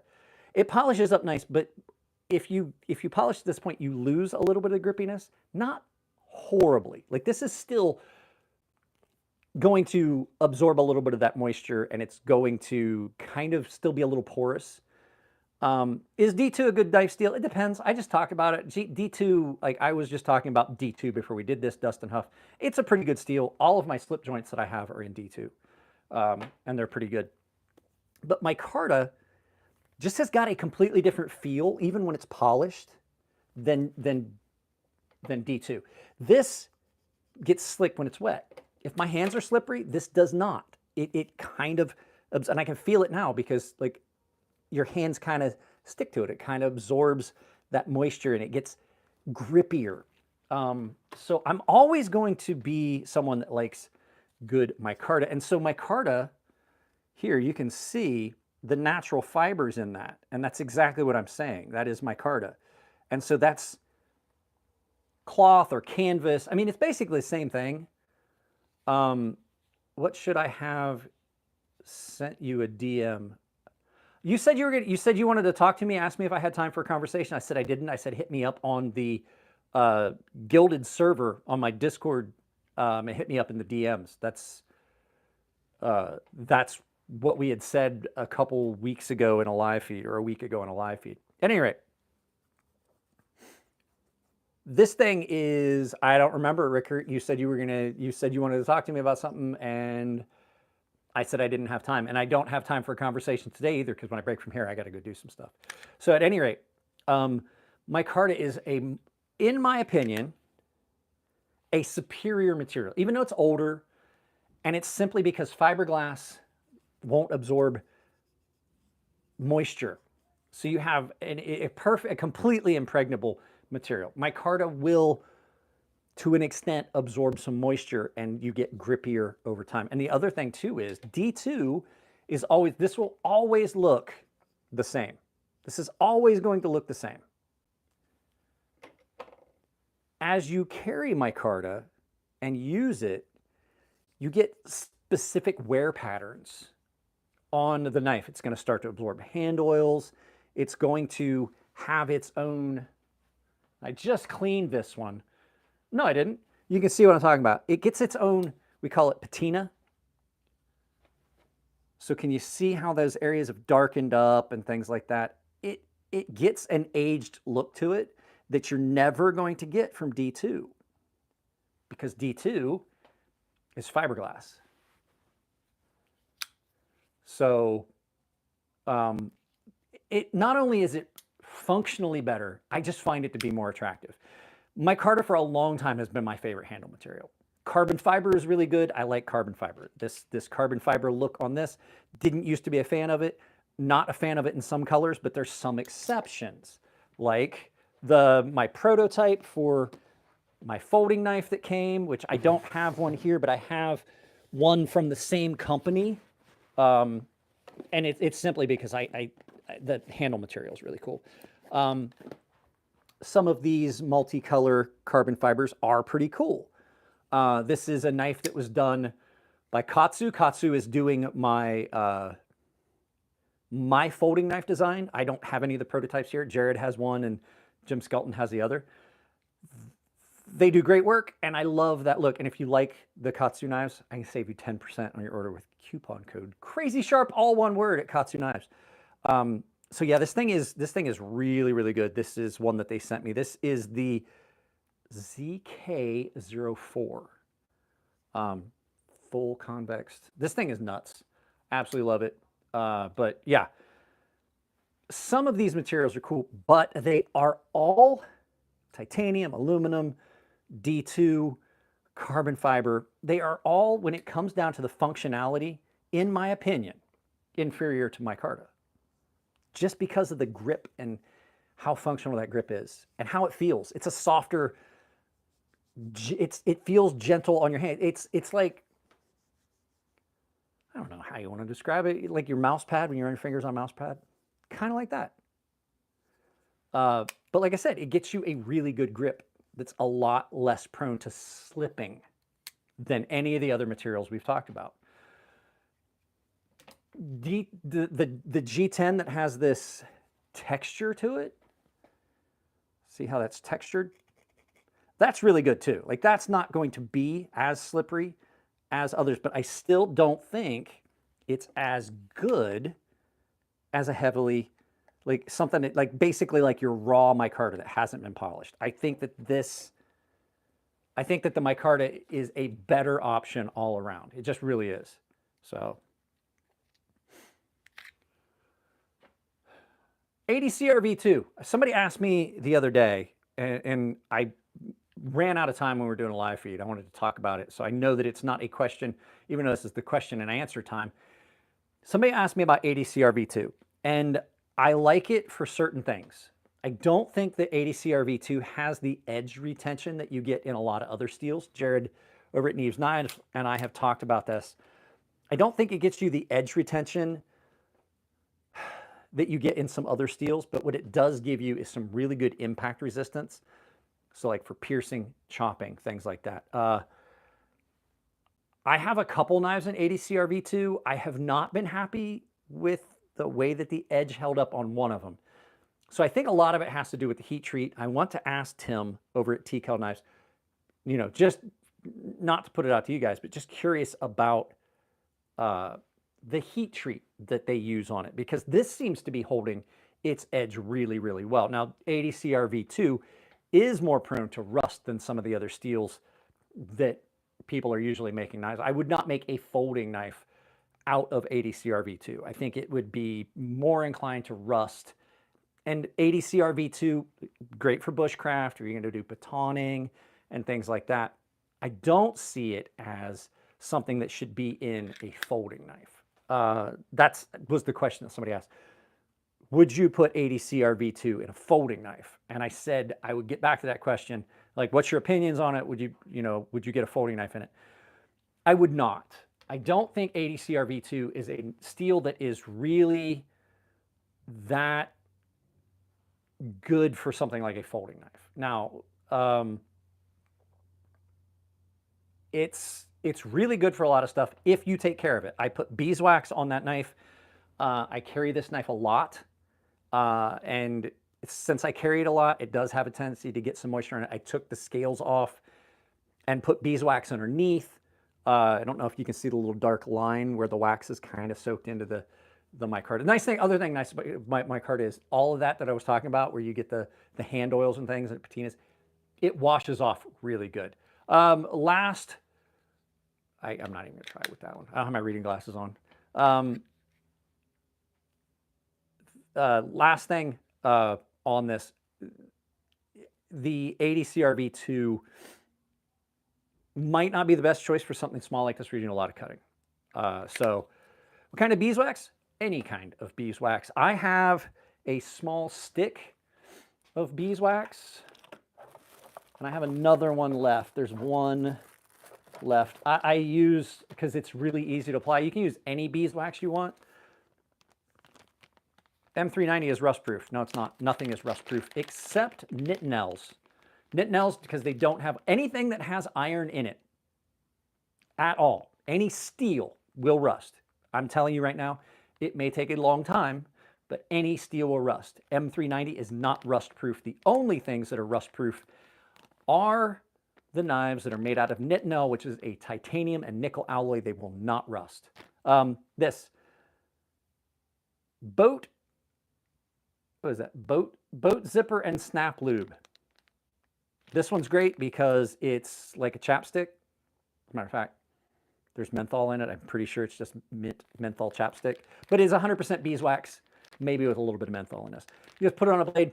It'll warm up with your fingers, and you can smear it around on the blade and stuff like that. Now, Work Tough gear. I've done some videos about Work Tough gear. They have got some incredible knives. This is the Work Tough Knives Grizzly. And this is in Bowler 329. K329. Their knives that I've seen, every one of them that I've gotten to see are amazing. I'm trying to reach out to Work Tough Knives to do a fixed blade with them. Work Tough Knives have been great, all of them that I've seen. This one Scab gave me as a gift.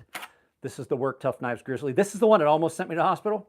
This is the one I jammed a corner of it about that far into my thumb and wound up with permanent numbness. Like it's dead. Like that edge of my thumb is completely numb. So this stuff, their knives are great. I have yet to see one that was not quality, but they're also not. They're not show dogs. These are your rough and tumble, hard, rough around the edge kind of guy knives. There's no like bells and whistles. They are just really, really good. This one has G10 handles. I don't really worry about this one so much for being slippery because you've got a really nice area here where you're locked in on that, but they are not your fancy collector knives. These are workhorse knives. This thing is a beast. I did take this out and do a lot of testing with this. It's incredible how good this is. Never got hard into fixed blades, mostly SEM Mora. Typically I would not, I don't, like my typical day-to-day carry I carry a fixed blade is not something like this. It's not. Occasionally I will carry this. I'll carry this because this is much more carry friendly. This is my Cold Steel R1 Military Classic. It is basically it was a licensed copy of the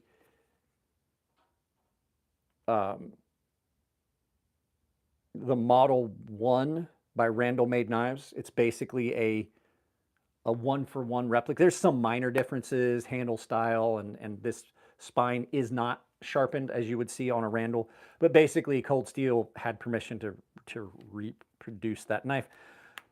I might carry that on occasion, but 9 times out of 10, I will carry a fixed blade and it's going to be something like this.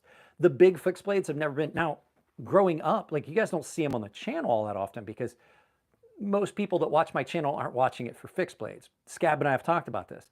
Scab loves folding knives, but you don't see him on his channel as often because they don't do well on his channel. Fixed blades don't typically do well on my channel, but this is a fixed blade I carry almost daily. And if I'm not carrying this one, like they switch hit. These two are much more along the lines of what's up, Cody? Much more along the lines of what I'm going to carry as far as fixed blades. This one can be problematic. I do carry it, but the problem is the way this sits. Technically, with me carrying this, I'm violating a law because San Diego, well, all of California, you can carry a fixed blade. They don't care. You can carry any fixed blade you want as long as it's not concealed. So I have to carry this, and this 9 times out of 10, the second I put it on and then I move around, my shirt falls over it because it's wintertime here and I'm wearing a sweatshirt, and I'm carrying it concealed. So, you know, depending on what's going on, I typically will carry one of those 2 fixed blades. This thing is ridiculously sharp. I just sharpened this a couple days ago, put a new edge on it. this is typically what I would carry. This is more along the lines I would want. I love fixed blades. I have always loved fixed blades. I've carried fixed blades my entire life. I grew up on a farm. I was in the military, both really prone to carrying fixed blades. This is more along the lines of what I would have carried growing up on the farm because it's just basically an outdoorsman style knife. I grew up on a farm. We had cattle. We had horses. You know, this is something that you would have on your belt. You would need a knife at the, well, let me see, what was it when I joined the Navy? I think we were still at 300 plus acres. When I was a kid, it was like 450, 500 acres. I checked the fence on that. I needed a knife, and sometimes it'd take more than a day to check fence. Like checking fence would be like a weekend thing. And people are like, oh, you didn't use your four-wheelers?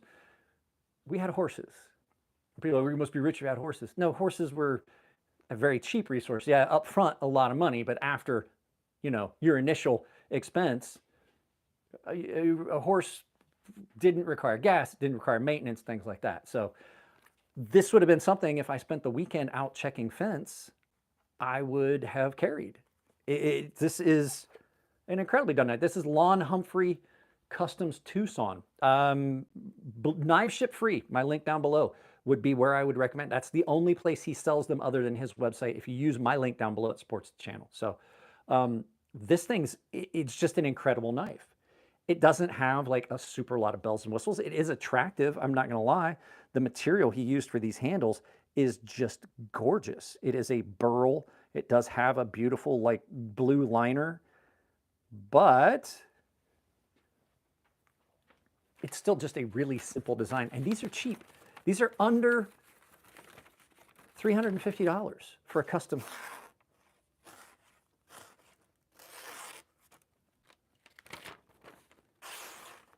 This thing is just ridiculous how good it is. And considering it's a custom knife that is cheaper than a lot of production knives, and I mean, it's just, look. This looks like a knife you would see a cowboy carrying in a movie. This is just your good old plain and simple outdoor style fucking frontier knife. So guys, it has been an hour and 20 minutes. I keep these at 2 hours because, well, that's the time frame I like to do it in. So I know we didn't do one yesterday. I got some heat about the short that I put up. Like, oh, you must be a Trump supporter. Regardless, I did not vote for Biden, but I watched his inauguration. I did not vote for Obama, but I watched his inauguration. I think that that is one of those ceremonies that everyone should watch. And so regardless of who won or who you voted for, there's a lot of ceremony and a lot of things that you should watch. It's part of our national culture. And so regardless of who won, I was going to watch the inauguration. So I didn't do that. And plus it was, I know a lot of people put up videos yesterday. There are certain holidays and certain things there's certain holidays that I think deserve a bit of reverence, and I just didn't put up any videos on those days. Christmas, New Year's, Thanksgiving. I think those are days that are supposed to be spent with the family, but there's also Martin Luther King Day, which is a very significant piece of American history and culture, and I believe that that day deserves some reverence, and so I did not put up a video, and I did not do a live feed. And so on top of that, I watched the inauguration, but that's a day that we just, that's a day everyone should just respect that. And I'm not saying that I don't think that my fellow content creators are wrong for putting up videos. That's just my personal thing. There's a reason I don't do live feeds on Sundays. I didn't used to put up videos on Sunday. I felt that Sunday was a day of rest. I am religious. I am not churchy, but I'm religious enough that I believe that Sundays are a day that should be spent pursuing other things. And so it's a day that I don't work. I mean, I don't work it here, like of my own. Like if I had a job, yeah, I would, like they're like, oh, you need you to work Sunday. I'm not going to tell them like, oh, nope, can't work Sunday. But yeah, I got some heat because people were like, oh, you must be a Trump supporter. It doesn't matter who won the election. I was going to watch the inauguration any way you look at it. I think it's a very important part of our country's culture and things like that. And so I don't want religion on the channel. Like since I brought up the topic, but typically we don't talk about religion, and that's why I don't feel that. Like I've always said that political opinions and religion are a lot like your pecker. It's fine to have it, just don't pull it out in public. I think that those are things that are better left, to be discussed between you and your family and things like that. So I'm not going to take it down, but like that's how I feel. And if you're religious, that's fine. I just don't necessarily want it here, because the thing is, when you do a video or a live feed and things like that, and then people are in the comment section and they're espouting their religious convictions or their their political convictions and how they feel about what's going on in Palestine or and how they feel about Israel, it puts off a lot of people. And that's why I don't allow it. It's not that I necessarily disagree. It's because whether I agree or not isn't the point. It's the point that while I do agree with free speech, I also know that not everybody wants to hear it. I don't bring it up ever in videos, except for like we talked about this right now. And I don't bring up politics in videos, regardless of what my personal opinions are. I don't ever bring it up, because that's not what everybody wants to see. What are you doing? Quit. Hey, stop licking the floor. You look like an idiot. You guys are looking for quality fixed blade Arnold Bernard, great COE. Oh yeah, Arnold Bernard has got some really nice knives. I know that his knives get sold on what was it, the Cutlery Corner Network. I know that those do get sold on there. Those are the only knives that are on Cutlery Corner, other than the Moras, that I 100% get behind. They're good knives. He is one of the better knife designers. Now, their knives are more done production style now than when they were all full customs. They're still really, really good knives. Arnold Bernard, really good knives. There's another one, Brown. I can't think of his name. South African knife maker. He makes a knife called the Scout. And it's a great knife. I've always wanted one. Somebody said that they were on the list to get another one, and they were like, if I can get, or they were trying to get on the list. They say, if I get it, when I get it, I'll send you the one that I have that you've already did a review on, and you can just have it. Because it was not 100% in the configuration they wanted it. They got it on the secondary market. So that knife, if that does come through and you're still one of my followers and you see this video, yes, absolutely, I'm down for that, because I loved that knife. So, but that's been a few years ago. Guys, I went over by like 7 minutes. I love you all. Keep it clean in the comment section on my Jason Guthrie. Yes, that's who it was. Jason Guthrie, the Guthrie Scout. There was another guy named Brown that was South African that made some knives that I like. Yeah, you're right. It's Jason Guthrie, the Jason Guthrie Scout. At any rate,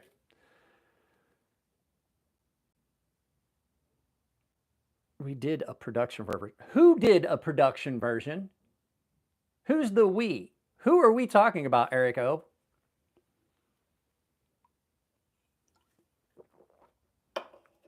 No, I need to know. Sorry. Who's the we in this royal we? Oh.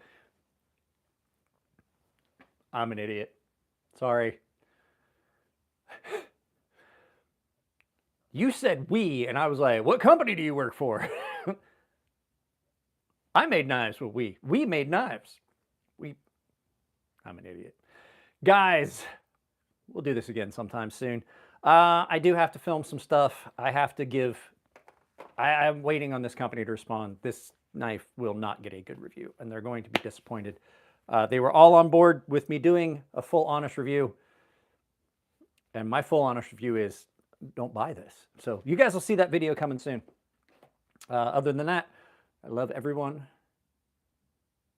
Check out all of my affiliate links down below if you're going to buy knives and shit. Weeby Knives and shit is down below. All of the affiliate links down there support me doing things. I just recently had, these are brand new light panels.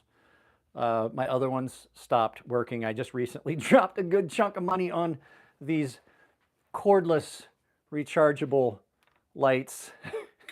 So anybody that does have a channel knows that these are not cheap. These are not a cheap expense. They work really well, but both of mine, one of them stopped working. I was like, oh, I should just replace. The other one stopped working right about the time these ones showed up. So originally I was like, well, I can have 3 lights. I can have one on either side and then one behind me. That's not happening. So, because they both wound up shitting the bed at the same time. Do have to say, between me and the dog, we did knock them over a lot of times. That could be part of the problem. Guys, it's been an hour and a half. I'm sorry. It's been 130 minutes, which is, so it's been 2 hours and 10 minutes. I will see you guys soon in the next video. I love you all, and I'll talk to you later. Take it easy.